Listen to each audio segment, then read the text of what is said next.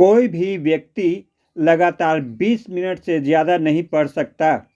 पढ़ते समय हर 20 मिनट के बाद कुछ समय का ब्रेक लेकर माइंड को रिफ्रेश करना अच्छी फोकस स्टडी के लिए आवश्यक है।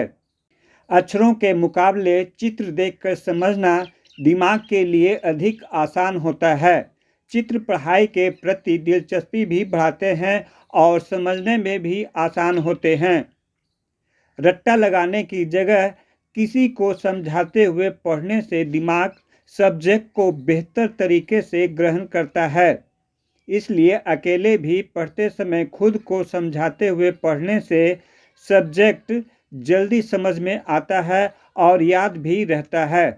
जगह बदल बदल कर पढ़ना एक ही जगह पर लगातार बैठकर पढ़ने से बेहतर है। दिमाग हर समय एक जैसा नहीं चलता। कभी यह तेजी से समझता है तो कभी धीमी गति से।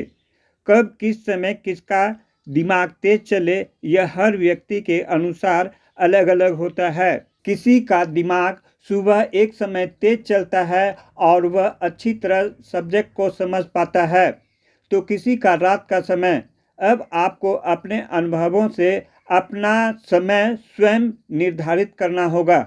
वैज्ञानिक शोधों से पता चला है कि नीले रंग के अलग अलग शेड हमारा फोकस बढ़ाते हैं। इसलिए पढ़ते या नोट्स बनाते समय आप नीले रंग के हाइलाइटर का इस्तेमाल कर सकते हैं। ताज़ा फल खाने वाले बच्चों का IQ अन्य बच्चों के मुकाबले अधिक तेज होता है। परीक्षा के पहले केला खाना चाहिए। शरीर को ऊर्जा मिलने के साथ साथ इसमें मौजूद पोटेशियम स्मरण शक्ति भी तेज करता है।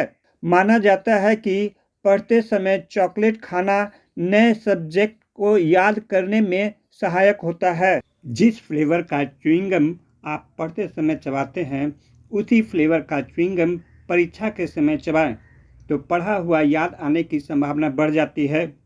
पढ़ते समय बनाए गए नोट्स एक दिन के भीतर पढ़ लेने से उन्हें याद करने की संभावना 60% बढ़ जाती है। किसी सब्जेक्ट के संबंध में जल्दी पढ़ना हो तो प्रारंभ और अंतिम पैराग्राफ पढ़िए, फिर बीच का। इस तरह सब्जेक्ट को जल्दी समझने में सहायता होती है।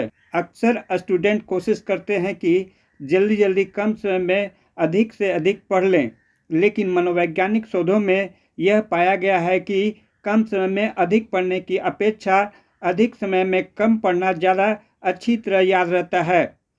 मसलन रात में 10 लेसन पढ़ लेने की अपेक्षा 5 दिन में 2 लेसन पढ़ा जाए तो वह लंबे समय तक और ज़्यादा अच्छी तरह याद रहेगा। दुनिया में सबसे ज़्यादा होमवर्क चीन के स्कूलों में दिया जाता है। वहाँ सप्ताह के 14 घंटे बच्चे होमवर्क करने में बिजी होते हैं। एक समय में एक सब्जेक्ट पर फोकस की जाए तो दिमाग उस सब्जेक्ट को तेज़ी से ग्रहण करता है। यहाँ कहा जा सकता है कि दिमाग एक कंप्यूटर की तरह काम करता है।